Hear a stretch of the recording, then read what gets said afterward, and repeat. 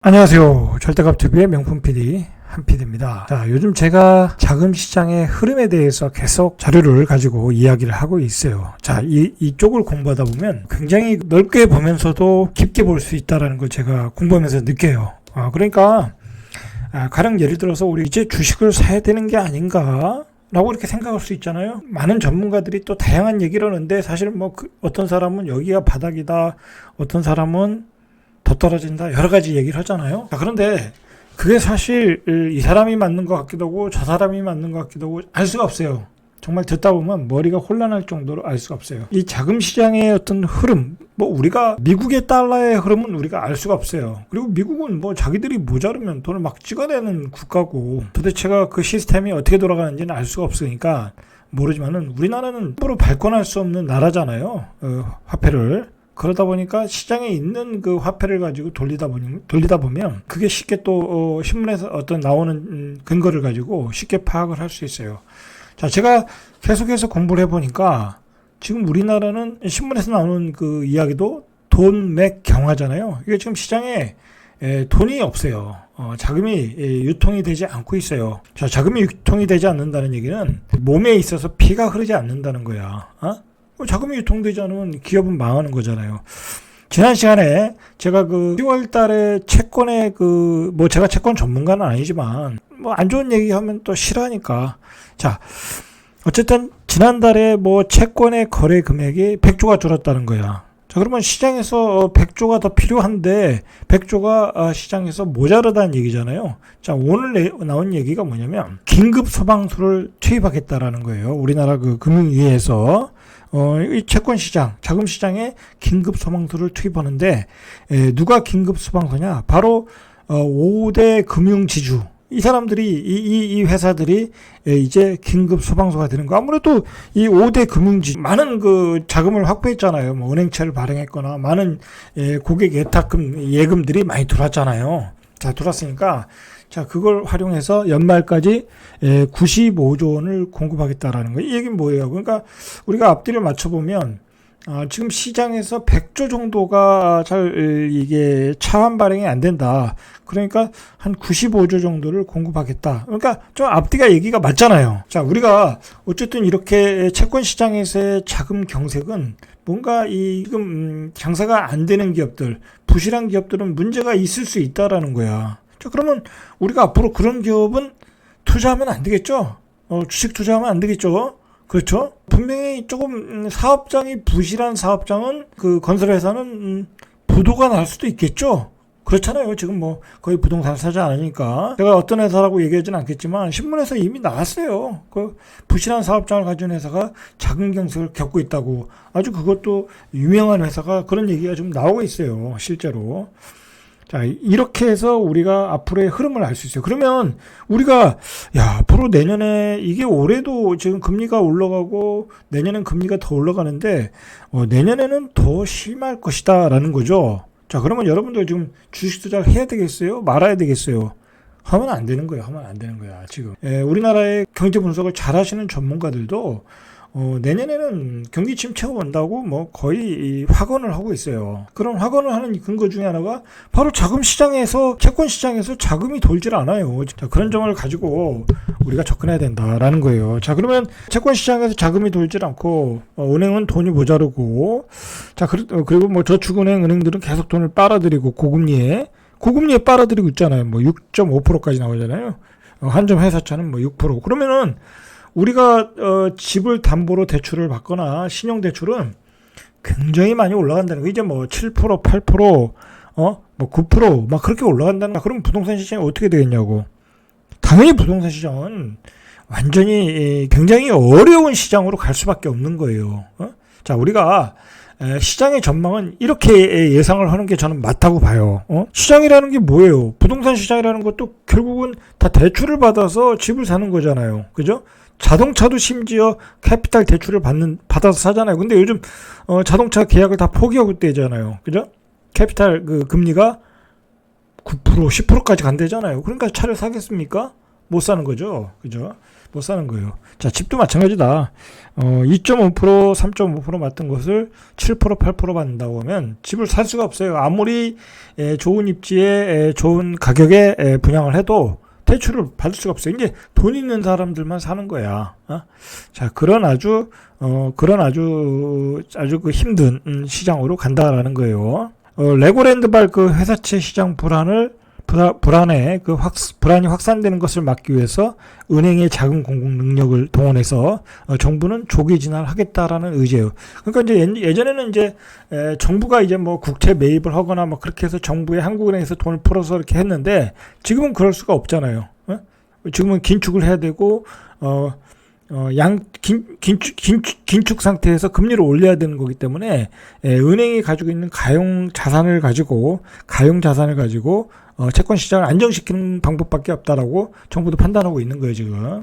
자, 그렇게 되면 이제 지금까지 유지했던 정책과는 뭐 별로 그렇게 다른 방향으로 가지는 않는 거라고 봐야 되겠죠. 그래서 5대 금융주주가 이를 내놓은 95조 시장 안정 지원 계획, 시장 유동성 공급 확대로 한 73조 원, 채권 시장 안정펀드, 중권 시장 안정펀드로 12조 원, 지주그룹 내 계열사 자금 공급으로 10조 원. 자, 이렇게 급한 불은 끄겠다라고 발표를 했어요. 지금까지 뭐 기업에 대한 대출이 한 1115조 정도 나갔다고 그러잖아요.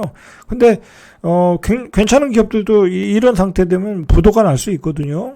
일시적으로 사업이 안 되거나 일시적으로 자금의 흐름에 문제가 있을 때, 자, 그래서 그런 흑자 도산이 되면 안 되겠죠. 그러니까 은행 입장에서도 큰 부실을 막기 위해서 자신의 자금들을 가용해서 어떤 유동성을 공급해 주겠다라고 보시면 되겠죠. 일일은행권에 따르면은 기업 대출 잔액이 9월 말 기준 1155조 5천억 이 정도 금리라는 거예요. 자, 급증세는 10월에도 이어졌고, 자, KB, 국민신한, 하나, 우리 5대 시중은행의 기업 대출 잔액은 한 달간 9조 원 규모가 늘어났다. 왜냐면 이제 채권 시장에서 차환 발행이 안 되니까 또 은행에서 대출을 해주는 거야.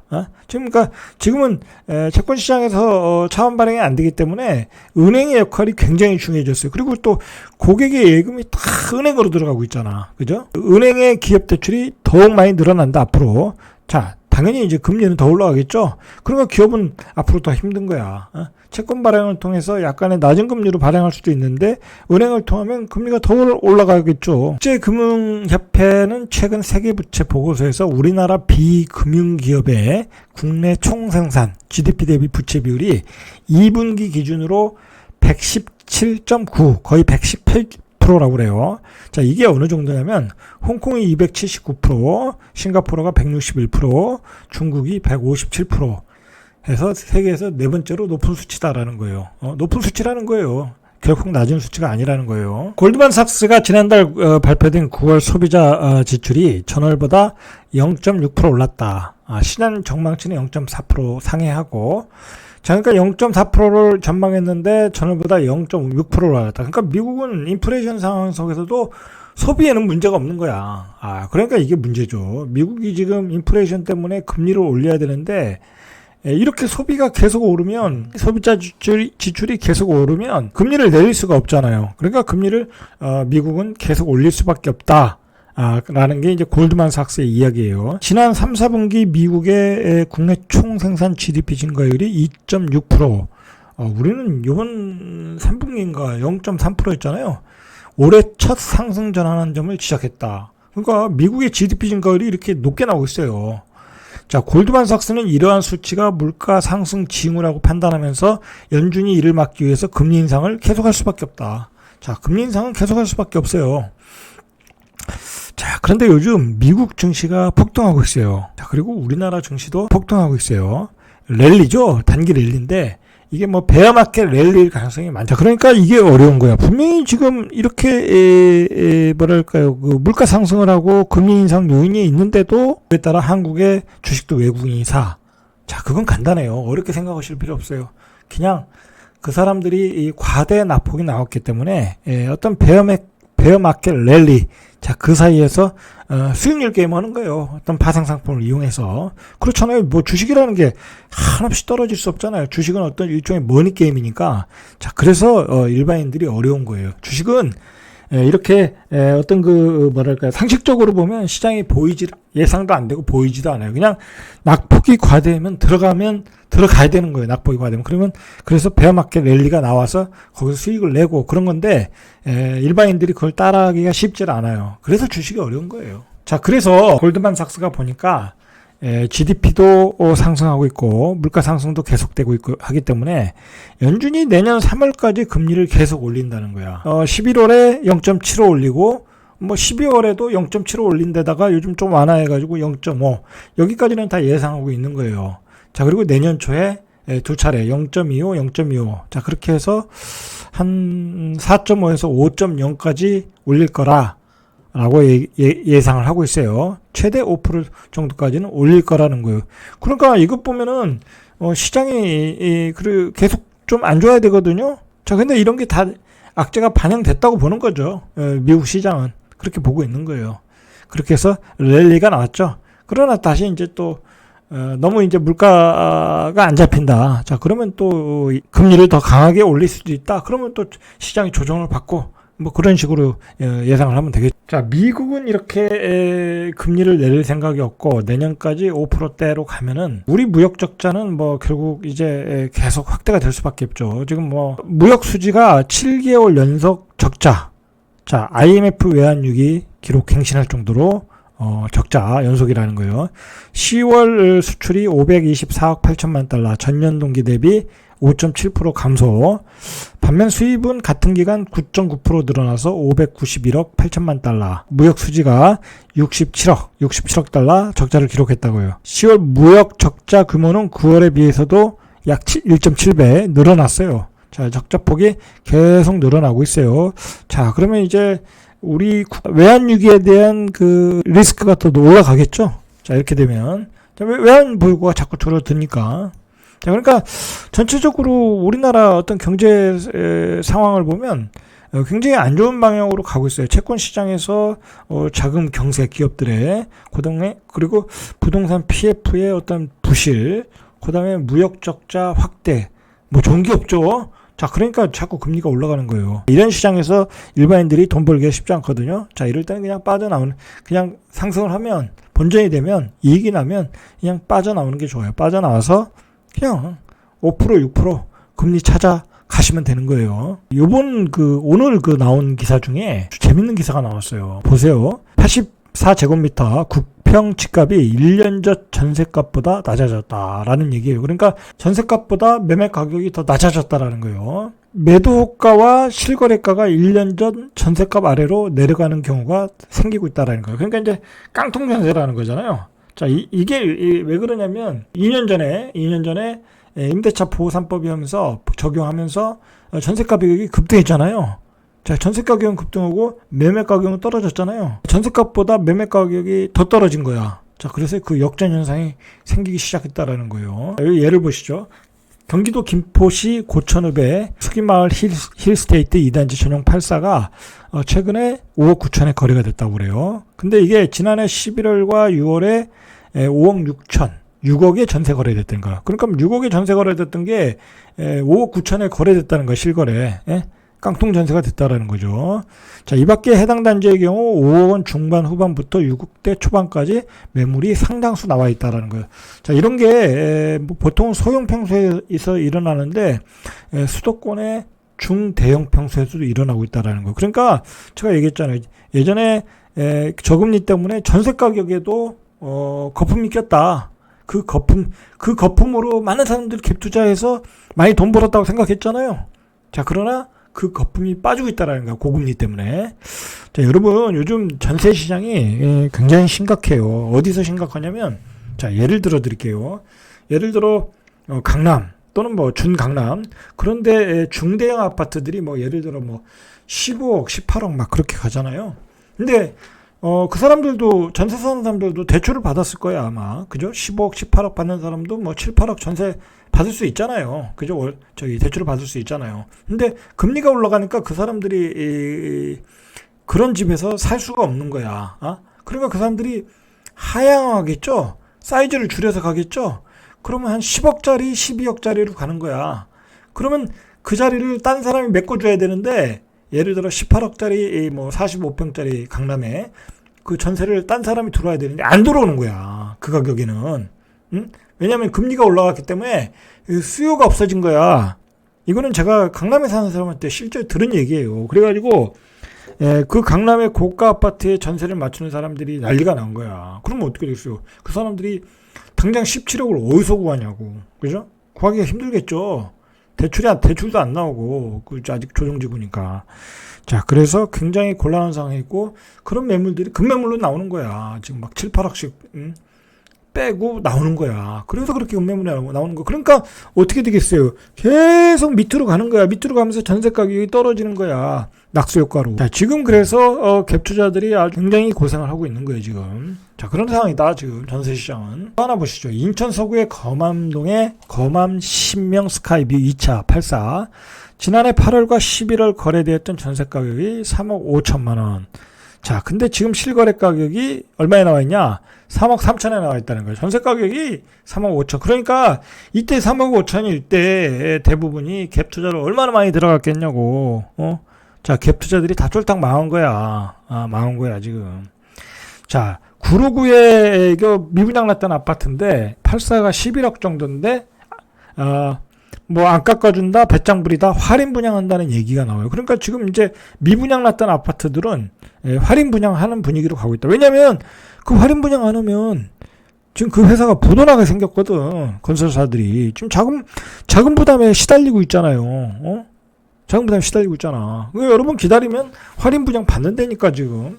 굳이 살 필요 없다니까. 자, 어쨌든 앞에서 봤듯이 우리는 지금 자금 경색 그리고 미국의 고금리 정책, 자, 그것 때문에 CDS 채권을 발행한 국가나 기업이 부도 났을 때 손실을 보상해주는 일종의 보험 성격의 금융 파생 상품. 자, 이 CDS가 계속 올라가면 국가 부도 위험이 더 커지는 거거든요. 우리 뭐 금융위기 때 CDS 많이 얘기했잖아요. CDS 수치가 계속 올라가고 있다는 거예요, 지금. 무역 적자나지, 레고랜드발 자금 경색이 나왔지. 중국의 정치 체제의 변화, 뭐 이건 뒤에서 얘기해 드릴게요. 자, 그것 때문에 신용부도 스와프 프리미엄이 계속 5년 만에 지금 최고 수준을 유지하고 있다는 거예요, 우리나라가. 자, 한국 CDS 프리미엄이 2주세 10bp 급등해서 70bp라는 거야. 자, 이렇게 급등을 하고 있다는 거야. 여러분, 이거 그냥 그 신문에 그냥 짧게 한 토막 그렇게 길게 나온 기사 아니거든요. 이거 뭐 확대해서 뭐 방송에서 이야기해주지도 않아. 근데 우리가 이런 걸 알고 있어야 돼. 우리 지금 신용부도 스와프가 올라가고 있다. 급등하고 있다라는 거야. 무역적자, 레고랜드발 자금 경색. 이러한 이유, 그 다음에 대내외 중국의 체제의 변화. 제가 중국의 체제의 변화가 우리한테 중요하다고 이야기를 했잖아요, 전 시간에. 그래서 중국의 역사를 이야기했고, 중국이 지금 중국 정치에서 지금 무슨 변화가 일어나는가, 우리가 그걸 면밀히 알아야 된다. 왜냐면 우리 경제는 중국 경제와 뛸래야 뛸 수 없는 관계잖아요. 서로 수출과 수입을 많이 하는 나라니까. 중국이 경기 침체면 우리나라도 경기 침체야. 그런 상황. 근데 중국이 지금 경기 침체로 가고 세계 경제에서 지금 왕따가 되고 있잖아요, 지금. 그래서 우리나라 그 CDS 그 프리미엄이 연초 대비 4배 급등했다라는 거야. 여러분 이거 인지하고 계셔야 된다니까. 자, 최근 레고랜드 채무 불이행 사태로 유동성 위기가 불거진 가운데 우리나라 최대 교육국인 중국의 정치 리스크가 부상했다라는 거야. 중국의 정치 리스크가 부상하면서 지금 신용부도 스와프 프리미엄이 올라가고 있다라는 거야. 그래서 채권 금리가 발작 수준의 급등세를 보이고 있다라는 거야. 자, 이러니까 이런 신용부도 스와프가 프리미엄이 올라가면 외국인들이 채권을 사겠어요? 안 사겠죠? 안 사는 거야. 자, 그러니까 사실은 참 이게 위험한 거야. 최근에 우리 주식시장도 급등하는 거 보면 지금 이런 상황을 보면 주식이 급등할 이유가 없잖아요. 그리고 지금 주식이 올라가는 게 다 그 삼성 관련 초우량주들만 올라가. 2차 전지나 그런 것만 올라가. 다른 건 올라가지도 않아. 자신의 계좌를 보면 아시잖아요. 안 올라간다니까. 아주 꼼짝을 안 하고 있다니까. 자, 그러니까 이렇게 띄우면서 이게 언제 외국인들이 어떻게 패대 개치일지를 몰라. 이거 굉장히 지금 우리나라 경제가 이런 위험한 상황인데 이 신용부도 수합부가 연초 비교해서 4배 올랐다잖아요. 자, 그 원인은 다음과 같고 그 중에 하나의 가장 큰 것 중에 하나가 중국의 정치 리스크라는 거야. 자, 실제로 우리나라 그 CDS 프리미엄은 중국 CDS 프리미엄의 움직임을 따라가는 경향이 있다고 그래요. 그러니까 중국 상황이 악화될 경우에도 우리는 동반 상승한다라는 거야. 그러니까 중국 경제가 안 좋아지면 우리도 같이 안 좋아진다 라고 보셔야 되는데 지금 그 중국 경제가 별로 좋아질 일이 없잖아요. 미중 패권 전쟁으로 지금 미국이 그냥 중국 양털깎기 하고 있잖아요. 이건 뭐 좋아질 게 뭐가 있냐고. 그리고 시진핑이 하는 거 보면 다 봉쇄 정책이잖아요. 진짜 말도 안 되는 봉쇄 정책이고 공장에서 사람을 못 나오게 만들잖아요. 자, 그러니까 우리 경제 전반을 굉장히 보수적으로 봐야 된다. 여러분, 제가 누누이 얘기하지만 저도 요즘 최근에 이제 과거에 제가 이제 저번에 이제 막 폭락할 때 주식을 많이 샀잖아요. 거의 만회를 했어요. 만회를 해가지고 거의 본전이 되거나 조금이라도 이익이 되면 다 나오고 있어요. 다 뭐랄까요? 다 주식을 빼고 있어요. 뭐 제가 보기엔 이렇게 공부해 보니까 주식을 가지고 있을 필요가 없어. 당분간은 이게 언제까지 갈 줄 모른단 말이에요. 지금 뭐 빼가지고 5% 6% 금리를 받는 게 낫지. 뭐 굳이 지금 뭐 들어가서 두들겨 맞을 일이냐고, 그죠?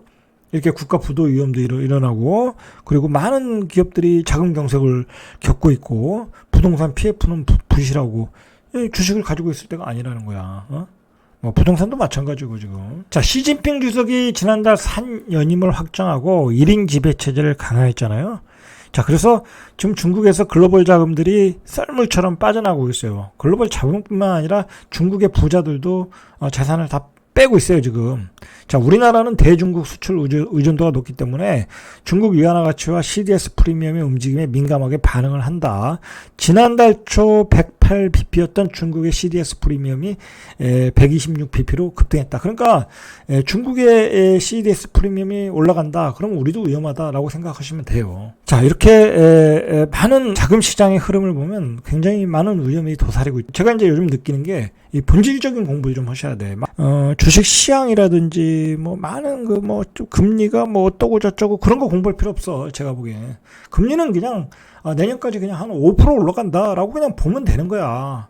그것보다는 우리 자금 시장에서 어떤 그 문제가 발생하고 있는가, 그리고 우리 기업들이 생존해 갈 수 있는 건가, 그런 것들. 그런 것들을 공부를 하셔야 돼. 공부를 하셔야 한국 시장에서 앞으로 일어날 일들을 우리가 예측할 수 있고, 제가 공부를 해보니까 상당히 내년도 굉장히 비관적이다. 그러니까, 주식시장에서는 반등하면 돈들을 다 빼셔가지고, 최대한 빼셔가지고, 일단 고금리 상품이나 또는 뭐 우량 채권으로 가시는 게 좋을 것 같다. 왜냐면 우량 채권 사놓으면 금리가 떨어질 땐 채권이 또 올라가잖아요. 자, 그런 쪽으로 가서, 나름대로 알뜰하게 수익률을 쌓는 게 좋을 것 같다라는 얘기예요. 자, 이상 절대값TV의 명품 PD 한 PD였습니다.